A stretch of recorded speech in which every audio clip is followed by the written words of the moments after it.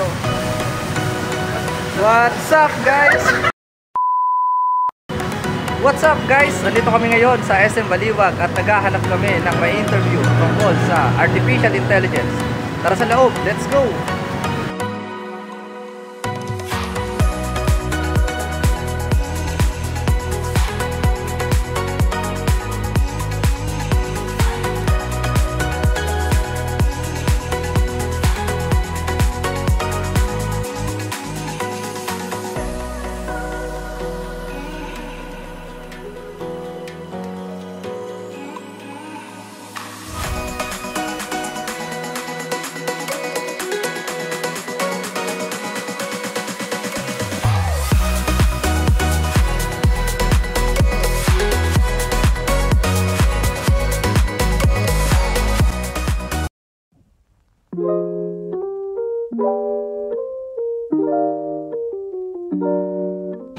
Ano pong course niyo? Tourism. Pag gumraduate po kayo, ano po yung mga possible na makuha niyong trabaho pag gumraduate po kayo? Pwedeng mag-flight attendant, tourism agency, pwede ka rin pumasok sa cruise ships. Sa tingin niyo po ba, kaya po palitan ng AI yung mga trabaho na sinabi niyo na pag-graduate niyo? Pwede natin sabing malaking tulong yung AI, pero yung papalitan talaga yung trabaho, hindi po.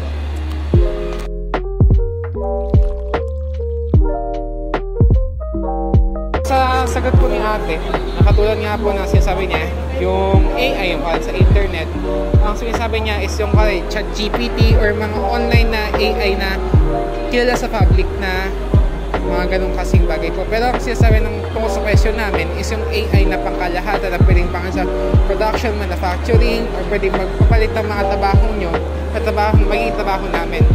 Dahil nga po, katulad nga po ng example ni ate, dahil po sa lack of knowledge or update sa mga improvements po sa AI, malaking chance po na malaking chance po na ma-overcome ng AI yung mga challenges na nagiging rason kung bakit di mapapalitan ng AI yung mga tao. Dahil po, yung sa AI po ngayon, kapag po, for example, may mga bagong pumapasok ng mga companies na kailangan pa i-invest ng mga company na training nila, na sahod nila, na pwede naman nilang pagkasasan nila ng pera one time, tapos tuloy-tuloy na yung trabaho na yun na hindi na kailangan turuan pa or mag-invest pa sa tao na yun at magbayad pa ng malaking amount ng pera.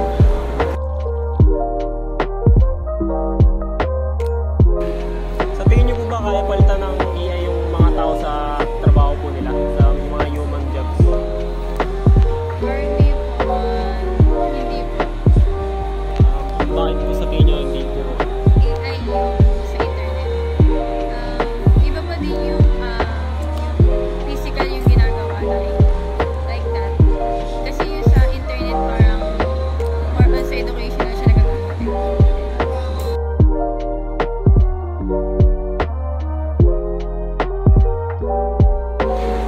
Para sa akin, sasagot ni ate na malaking tulong ng AI. Agree ako doon na malaking tulong nga yung AI sa pagiging flight attendant niya in the future kasi mas mapapabilis yung trabaho nila, mas may makakatulong sila doon para mas mabilis. Pero disagree naman ako sa sinabi ni ate na hindi sila mapapalitan ng mga AI kasi meron tayo yung mga robots na kaya sila palitan, na kaya mag-serve ng mga food-centric sa mga pasahero na mas accurate at mas mabilis na mas magagawa ng mga robots.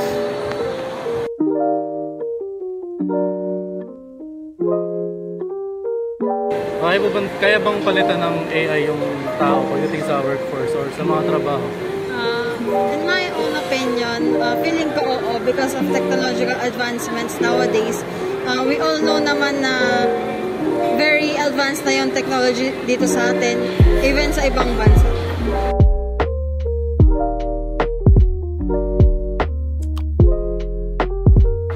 Isang way para hindi mapalitan ng AI generated mga robots, ganun ba? Yung mga trabahador natin is mas mataasin yung educational level dito sa Philippines para yung mga future like if yung mga students, syempre, gagraduate sila, pwede silang maging yun yung trabahador para hindi mapalit. Mas padamihin, in short, yung mga pwedeng employees para hindi mapalitan yung ganun.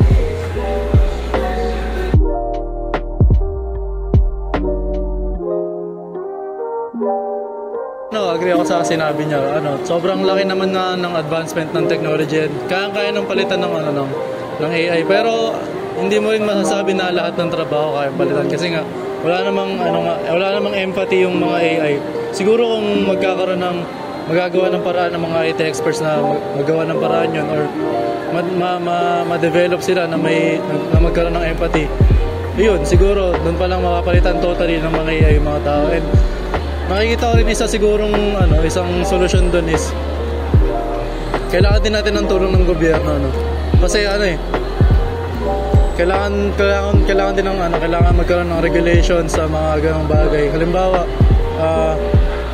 kung ikaw nasa kumpanya ka tapos papalitan ka ng AI, kailangan automatically may replacement ka na, may trabaho ka na agad. Hindi ka pwedeng palitan ng AI tapos mawalan ka ng trabaho. Siguro sa tingin ko, hindi ko alam kung may existing na ganong batas, pero kung papalitan ka ng kumpanya as bilang ng AI, dapat hindi ka mawalan ng trabaho, dapat may trabaho ka pa rin.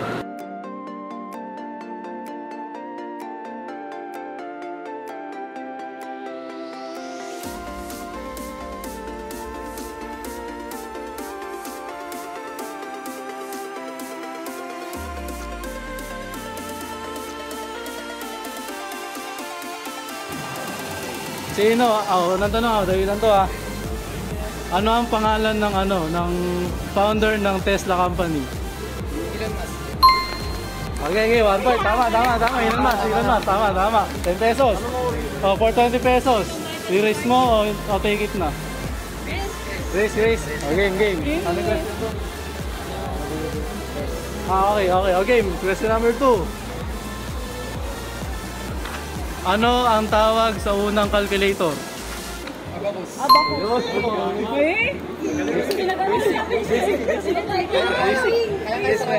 Basic.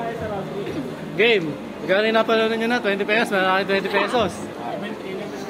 Pangatlo, 440 pesos.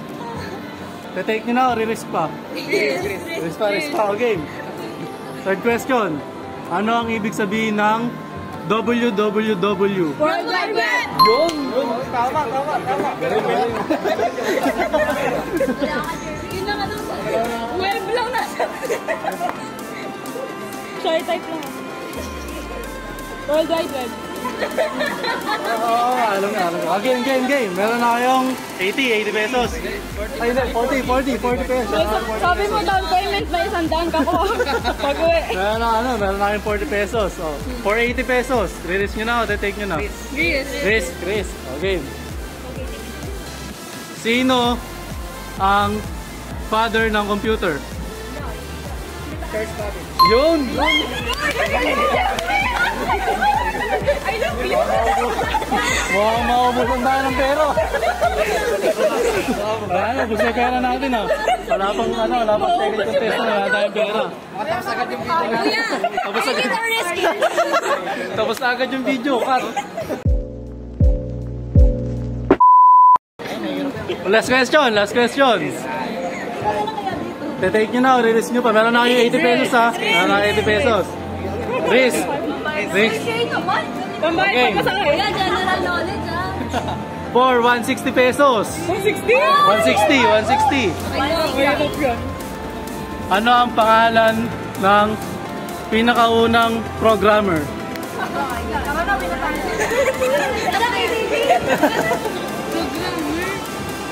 Pwede po programmer. Take it na lang ulit. Programmer. Ama namin, sumasalangit ka pa.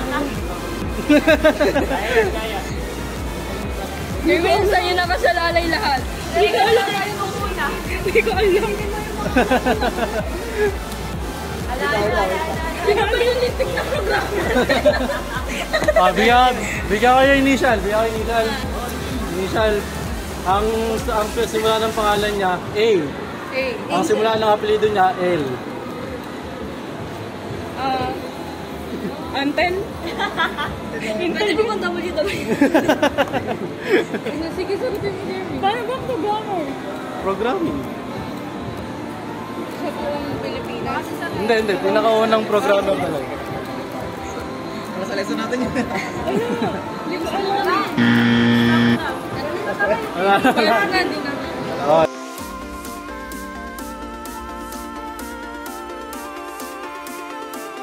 So, isang tamang sagot lang Ito. Sa context ng computer. Differentiate nyo yung input devices, output devices. Input. Sa computer. Devices ba? Input. Sa input.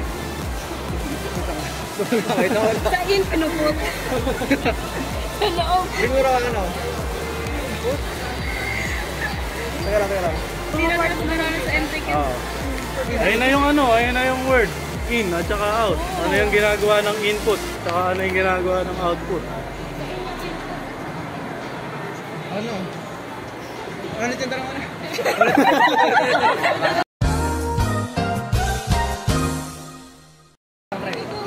Diba kuya, yung input, yung mga keyboard, mouse, saka yung pinaka-screen. Monitor. Output naman, yun yung mga software, yung mga application.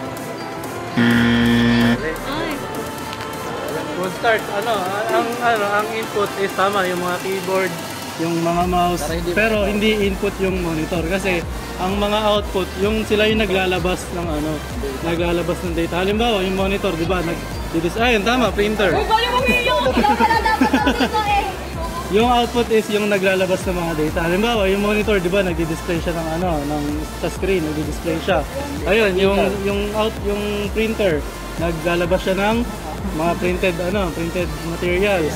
Tapos yung headset nag-ano siya ng sounds, naglalabas siya ng sounds. And then yung mic naman, nag-i-input siya, di ba? Nag-ano siya ng voice mo para ayun yung pinagkaiba nilang dalawa. Mali. Pero sige. Consolation. Tama na may kalahati. Tama. Kilala ko tama, Kevin Durol Perez.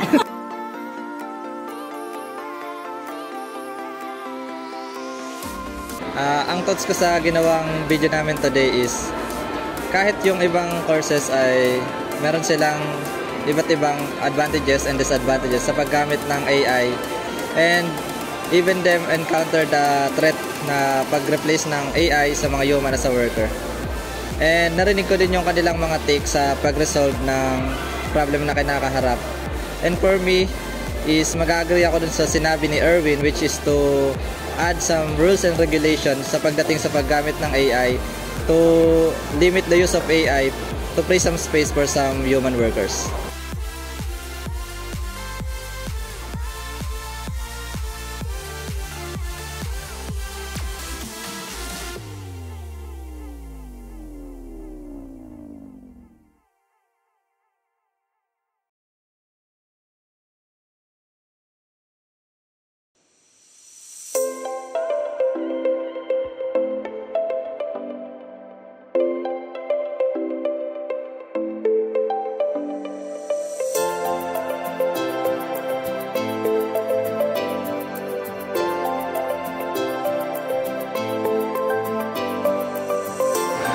What's up guys? Welcome to my vlog. Naghihintay na lang po kami ng isang tao. It is currently 11:49 AM. Isa po sa amin gumagawa po ng project po sa OOP. Bailon, dala mo Bailon. Wala daw po siyang phone kaya po na-late siya. Na-update ko na lang po kayo kung ano may nangyari. What's up James? Welcome po. Ano po masasabi niya sir sa call time nating 10 AM? Ha? Maganda. Maganda? Sakto lang, sakto. Ano ba yan? On time lang. Konting late On na. time. Check, time check. Time check. Ano yun? Time check. Ay, diyan karoon ng free na rin. Ito lang. Ito po, ito. Time check. Time check. 11:53, hindi pa 12. On time. Karating lang, di ba? Oo, kanina pa. Kanina pa. Nakatapos na kami ng isang system. Oo. Ano pang OOP? Natapos na kami project namin sa OOP.